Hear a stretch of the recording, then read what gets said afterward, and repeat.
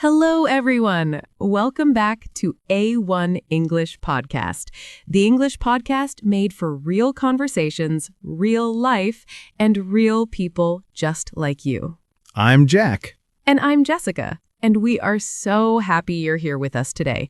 Seriously, whether you're listening on your way to work, cooking dinner, or lying in bed trying to learn English, welcome. You are exactly where you need to be.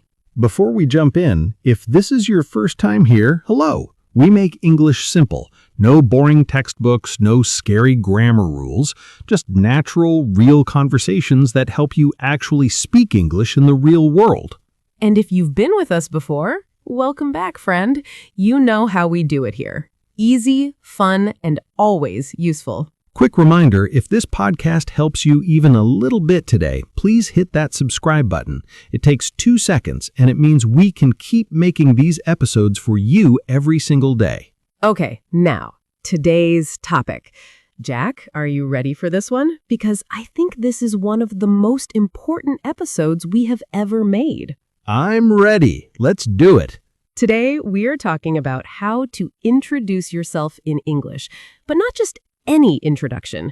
We're talking about how to introduce yourself naturally, how to sound confident, interesting, and real, not like a robot reading from a script.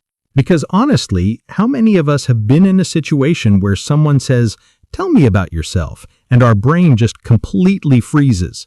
Oh my goodness, yes, the panic is real. You know exactly what you want to say, but suddenly the words disappear. And then you end up saying something like, my name is Jack. I am 28 years old. I live in a city. And you sound like a robot from 1995. Exactly. And that's what we're fixing today. By the end of this episode, you will have real phrases, real sentences, and a real introduction that sounds natural, confident, and genuinely you. Not perfect, but confident, and confidence is everything. Absolutely. So let's go. No stress, no pressure. Just easy English with your two best podcast friends. Okay, Jessica, let me ask you something. When you were first learning English, what was the one situation that made you the most nervous? Oh, without question, meeting new people, introducing myself. Someone would say, "Hi, who are you?" And I just wanted to disappear into the floor. Same. And here's why that happens. Most English learners are taught to introduce themselves with a very fixed, very robotic structure. Do you know what I mean? Yes, like, my name is Jessica. I am from Brazil. I am a student. My hobbies are reading and swimming. It sounds like filling in a form. Exactly. It sounds like a form, and people in real life don't talk like that. Real conversations have flow. They have energy. They feel natural. And the problem is, when you use that robotic structure, people don't connect with you. You sound nervous, you sound rehearsed, and actually, you become more nervous because you're trying to remember the script. So today, we're going to break that habit completely. We're going to give you phrases that feel natural, that start conversations, and that actually let people see who you are. Let's start with the basics. What is a self-introduction really? It's not just giving information, it's starting a connection with another person. Beautifully said. And a connection needs 3 things: a name, something interesting about you, and something that invites the other person to respond. Right, not just facts, but an invitation to talk more. That's the secret of a great introduction. So let's build your introduction step by step. And don't worry, by the end, you'll have everything you need. All right, step 1. The most basic part of any introduction, your name. Now, most learners say, "My name is," and that's perfectly fine, but let's make it a little more natural. In everyday English, native speakers often say, "I'm Jack," or "I'm Jessica." Not always, "My name is." Right. "My name is" sounds a little formal, like you're in a job interview or talking to your bank. In casual conversation, "I'm" is much more natural and friendly. Let's practice. Imagine you're at a party and someone smiles at you. How do you start? You say, "Hey, I'm Jack. I don't think we've met." See how that's warm? It's a greeting and an introduction and an invitation to talk all in one sentence. Compare that to, hello, my name is Jack.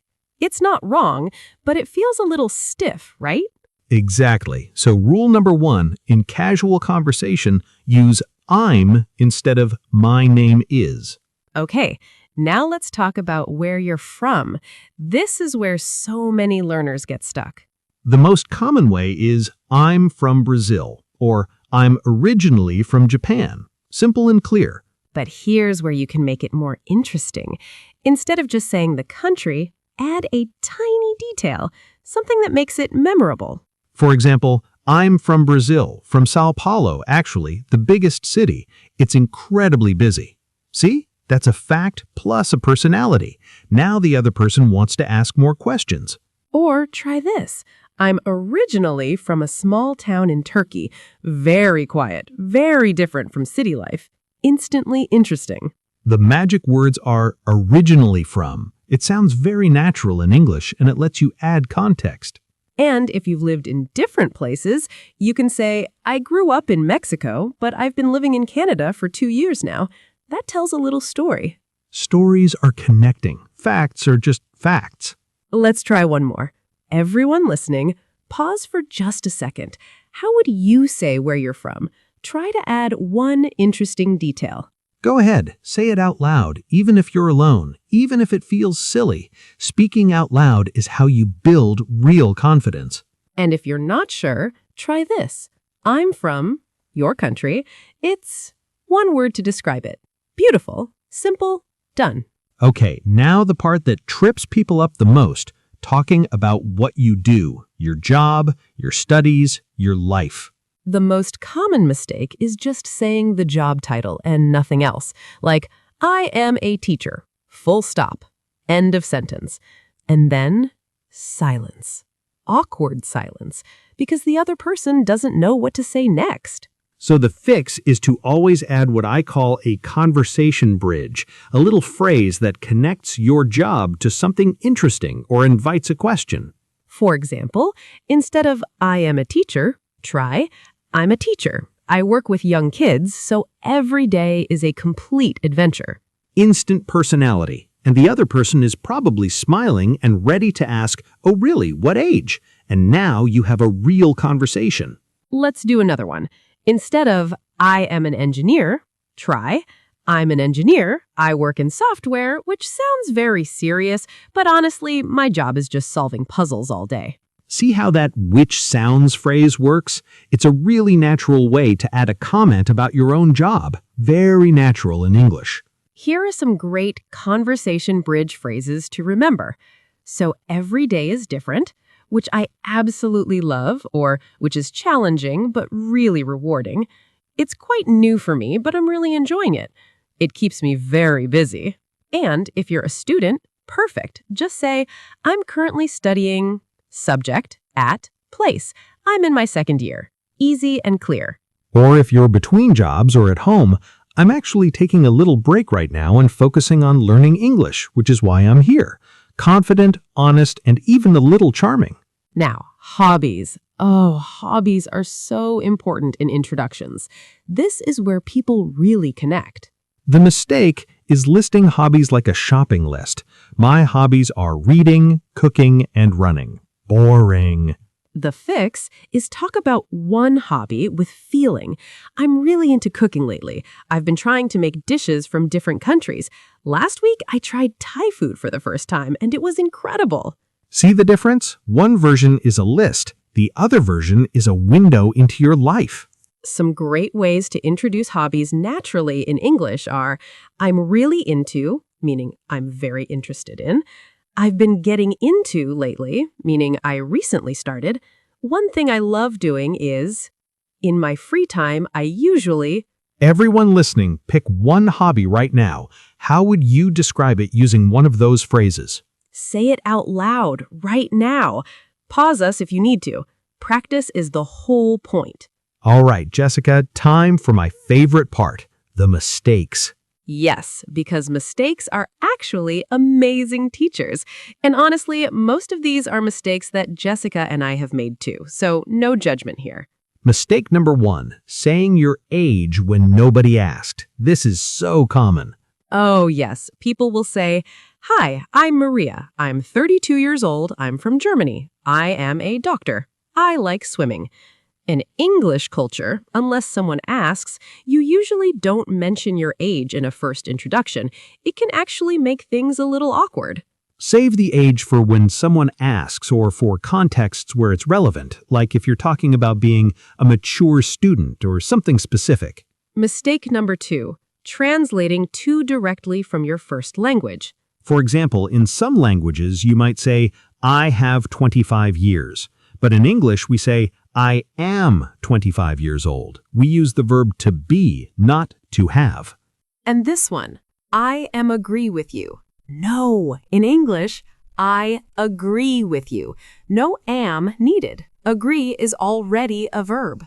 Mistake number 3, and this is a big one, ending your introduction with nothing. What do you mean? I mean, some people finish their introduction and then just stop. And then there's silence, and it's uncomfortable for everyone. Oh, yes. So the fix is to always end with a question or a phrase that passes the conversation back to the other person. Exactly. End with something like, how about you? What do you do? Or have you been here long? Or just, it's great to meet you. Anything that shows you're interested in them. Because a great introduction isn't a monologue, it's the beginning of a dialogue. Beautifully said. Mistake number 4, speaking too fast because you're nervous. When we get nervous in English, we tend to rush, and then we make more mistakes, and then we get more nervous. It's a cycle. The fix is so simple, but so powerful. Slow down. Take a breath. It's okay to pause. Pauses in English sound thoughtful, not nervous. A pause says, I am a confident person who thinks before speaking. No one knows you paused because you are nervous. They just think you're calm and composed. That tip alone could change your English forever. Slow down. You have time. Okay, let's put everything together now. We're going to build a complete, natural, confident self-introduction using everything we've learned today. I'll show you a before and after. First, the robotic version that most learners use, then the natural version we want you to use. Ready? Robotic version. Hello, my name is Jack. I am 28 years old. I am from London. I am a software engineer. My hobbies are reading and cycling. Nice to meet you. Okay, fine. Not terrible, but a little flat, right? Now, the natural version. Hey, I'm Jack. Good to meet you. I'm from London originally, though I've been living abroad for a while now. I work in software. Basically, I fix things that aren't broken and break things that used to work. In my free time, I'm really into cycling. I've been exploring the city on my bike lately, which has been amazing. How about you? What brings you here? Do you hear the difference? Same information, completely different energy, completely different connection. The second version has personality, it has rhythm, and it ends with a question, which means a real conversation can begin. Now it's your turn. Everyone listening, I want you to try this right now. Use this structure. 1, greeting plus name. Hey, I'm name. Where you're from plus 1 detail. I'm from place. It's description. What you do plus conversation bridge. I work or study as role, which means interesting detail. 4, 1 hobby with feeling. In my free time, I'm really into hobby. I've been specific thing lately. 5, pass it back. How about you? Or it's great to meet you. Pause this podcast right now. Go ahead, we'll wait. Create your introduction using those 5 steps and say it out loud. Seriously, don't skip this step. Speaking out loud, even alone, even quietly, builds the muscle memory you need to speak confidently in a real situation. And if you stumble, amazing! That stumble just taught you something. Say it again. And again. Until it feels natural, because it will feel natural. That's how language works. Okay, we have a special bonus for everyone who stayed with us this long, because here's the thing. Introductions change depending on the situation. Yes, your introduction at a job interview is different from your introduction at a party. Your introduction in an online English class is different from meeting your partner's family for the first time. So let's do a quick round of 3 different situations. Situation 1, job interview. Professional, confident, focused. Good morning. Thank you for having me. I'm Jack. I have about 5 years of experience in software development, primarily working with startups. I'm really excited about this opportunity because I love the way your company approaches topic. I'm looking forward to telling you more about what I can bring to the team. See? Professional language I have experience in, not I am engineer, and show enthusiasm for their company, not just yourself. Situation 2, a casual party or social event. Hi, I'm Jessica. How's it going? I came with name. We used to work together. Oh, I love your compliment on something specific. Are you enjoying the party?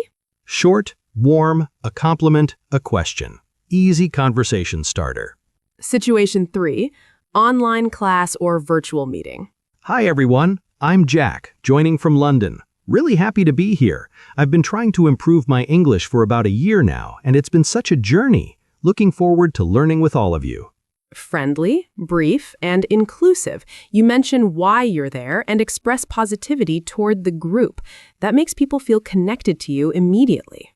3 situations, 3 different introductions. 1 confident you. Okay, let's quickly review everything we covered today in this episode. First, we talked about why self-introductions feel robotic, and the real secret, an introduction is not about giving information, it's about starting a connection. Second, we covered how to say your name and where you're from naturally, using I'm for casual conversations, and adding one interesting detail to make it memorable. Third, we learned how to talk about what you do with a conversation bridge. So instead of just your job title, you give people a reason to ask more questions. Fourth, we talked about common mistakes. Don't mention your age unprompted, slow down when you're nervous, and always end with something that invites the other person to talk. And fifth, we put it all together and practiced the full, natural 5-step introduction. You've done incredible work today. Seriously, just by listening, practicing, and staying until the end, you've already done more than most people do. Remember, you don't need to be perfect. You need to be real. The most charming, most confident introductions in any language come from people who are just genuinely being themselves. So go out there, meet people, introduce yourself, make mistakes, and then do it again. That's how real fluency happens. Not in classrooms, not in podcasts, but in real conversations with real people. If today's episode helped you even a little bit, please hit the like button and subscribe to A1 English Podcast. We upload a brand new episode every single day. And if you want to practice your introduction, leave it in the comments. We read every single one, and we are always cheering for you. Thank you so much for learning with us today. You are amazing. Keep going. Keep practicing, keep improving. We'll see you in the next episode. Bye, everyone.